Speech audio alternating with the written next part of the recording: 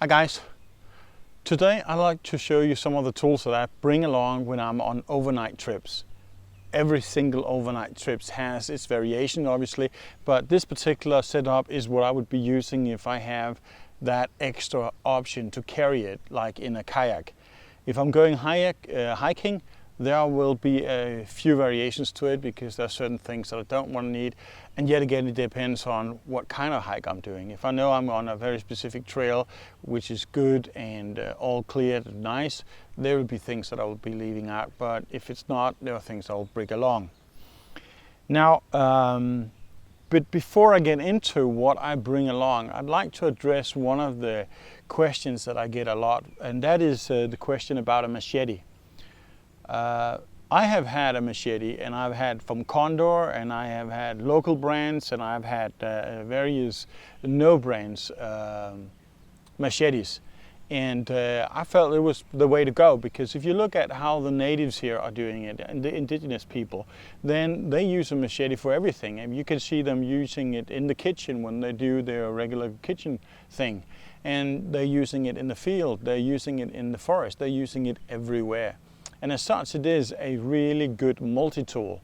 And one of the best places to learn what to do and how to do things is by looking at how people who has done it for thousands of years are doing things, because they probably found the right way.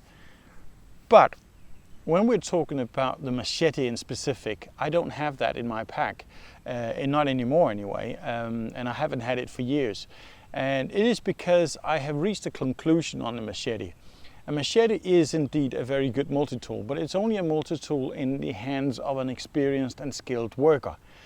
And the indigenous people here, if we're just talking northern Thailand for that matter, they are, if you're talking the rural areas, the farmers, they have been using a machete every single day since they basically could walk. You will see children in the age of 3 or 4 or 5 are handling machetes, and they'll do that all the way up until the day they die. And machete, the way they have it, is easy to make. The blacksmith can do it from spare parts from cars. Usually they use spring steel from cars, which has always already been galvanized and treated. And if they're maintained well, it is a solid, cheap tool for the people. The Westerner people, us who likes gadgets and things, we like to go look at what kind of steel. Is it VG10? Is it Sanmai? Is it just regular stainless steel? And so on and so on. It all becomes very scientific. It all becomes very expensive. The machetes you can buy here, you can have them in a shop like the one you can see here where I just stopped to buy one of the tools for my trip. You can buy the machetes for the price of $5 to $10. And within that price you even got options to bargain a bit. But when you are having a machete in your hand and you are not an experienced person with a machete, it becomes less adequate, you could say. You get tired, you get exhausted, and now you got to go out there and you got to chop down some trees. You got to make ready for make shelters. You want to make firewood. You want to make things. The risk of you injuring yourself with a machete is just too high. I mean, that's for my personal opinion. It is just too much weight for too little precision work because I'm not that skilled, and I have other ways to solve that problem.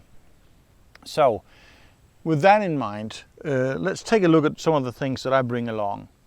One of the things, if we're talking substituting the machete, that I really like, it is my folding saw from Gumboy. There are various folding saws out there, and I've even used some of those you can buy in Home Pro, where I just modified it, and it's all good. I mean, all you basically need is just a saw blade. The Gumboy is one of the best blades or folding saws on the market, I believe, and I swear to this one. And you can exchange the blade here, and it does the same thing as a machete. It just does it much more efficient, and it does it much more controlled, and it does it as a precision tool. If I want to make firewood, if I want to make shelter, cutting down bamboo, whatever I want to do, this one does it. And it has various positions you can choose for whatever you're gonna do. If you combine this one with a good knife, and I'm the kind of guy that swears to Cold Steel's product ever since I was deployed in Croatia in 1992, and I got acquainted with cold steel. I had a Recon Tanto fixed blade knife, and it was brilliant. I really love it. This is from the same series. It is just their SRK, the search and rescue knife, and it has been with me for about 10 years. After 10 years, I lost my Recon Tanto. These knives here are indestructible, and they're not as efficient at chopping as a machete would be, but I already got a saw for that. But it still has a heft to it because we got about a 6mm steel here. So you can do batonging, you can do splitting of woods, you can do small carving work, you can do all the things that you want to do with a smaller knife and relatively well with the bigger knife. But it is more handy and ready to use. Also a good self-defense weapon, and it is in these molded Kayak sheet. Those are the you could say the heavy tools that I bring with me, but I also bring something else. It's a relatively new addition to my collection, I have to be honest to say, and it's been added because there is certain situation when you get out there that a machete just wouldn't work very well, and a knife definitely not too, and believe it or not, a saw either. And that's when you get into less charted territory. You get into trails that are might be used on occasion for animals, or you're just trying to bushwhack it straight through areas.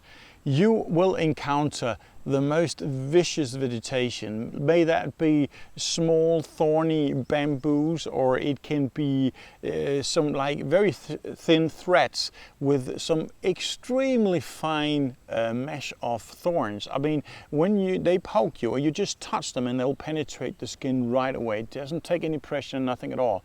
And you just have this weaved net of those vegetation. It's impossible to take a machete and cut that down. It just doesn't work because it's all just giveaway. And you can't do it with a knife either, and you can't do it with a saw obviously. But if you got a small branch cutter like this, I mean, you can make short process of all that. And these cutters, if you buy a proper one, they are razor sharp. So that is, I would say, definitely a must if you want to go out on trails that are not normally visited by human beings. Here in the rainforest area, that is. Now, then I also bring normally my Recon Tanto folder from Cold Steel. Yeah, I do like Cold Steel products. And as you can see, it is knives that has been used quite a lot. I'm not just bought it for the purpose of this video. They have been with me for years. It has got about 3mm steel, so this is not really a knife you would use for batonging, but you don't buy a folder to do things like that.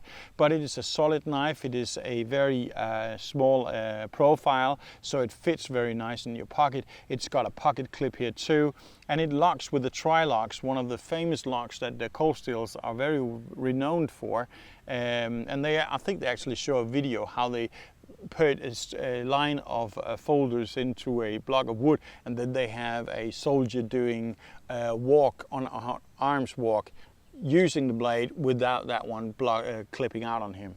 So they are very, very, very good. I really love it. I mean, this has been with me for like 7-8 years, and it does have a tendency to get a little bit loose, but it's got screws that you can tighten it up with, so it's not a problem at all.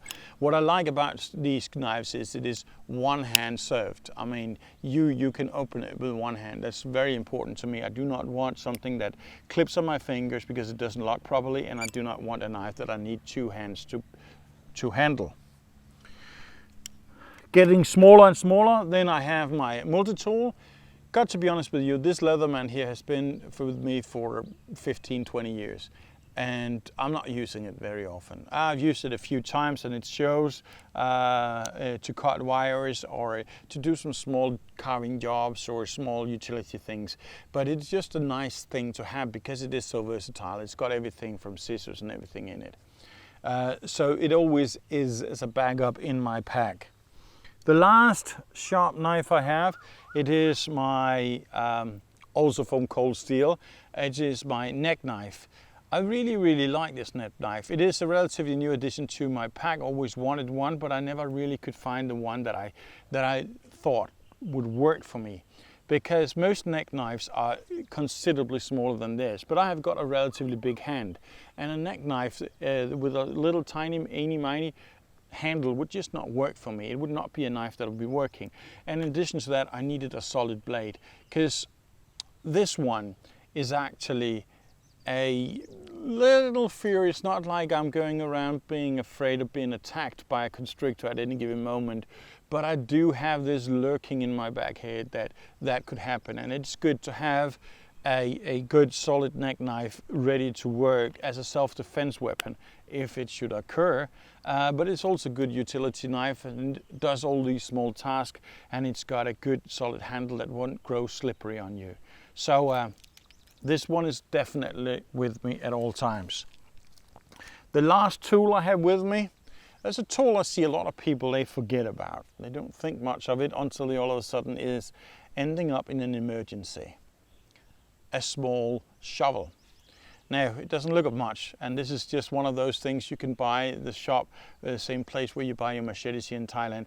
And I paid about, how much did I pay for this one? $1.70. That's the price for a good, solid, sharp shovel for this one here. Now, what do I use this one for?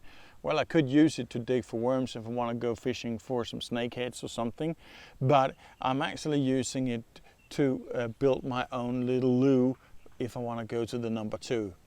Because when you're out there, you got to be aware of the fact that you might go out there and just take a piss. That's not a problem. But if you got to do the number 2 thing, you got to watch out. That is some of the most bacteria-filled substances that you can drop just on the surface. Flies and everything goes to it, and it will return right back to people with all the bacteria that goes along with it. So it's very important that if you do have to do something like that, make sure you dig yourself a good proper hole, dump whatever you need to in that hole, and cover it up again. This little tool will do the trick, and it's easy and efficient. I mean, you don't need to do a 2-man standing pit. You just have to dig about 30-40 centimeters deep, and you're all good. So yes, that was just to give you a little insight as to what kind of tools I'll bring along with me if I'm out on several days trip, and I know that I will have to be self-reliant. And this is basically everything I would bring. There might be a modification to the folder here. It's not always I bring that along, and it is not always I bring along my clipper. But for most part, if it doesn't matter too much and I don't bring anything much of weight, I will, because they are so precious once you need them. So that was it, guys. Until next time, stay curious.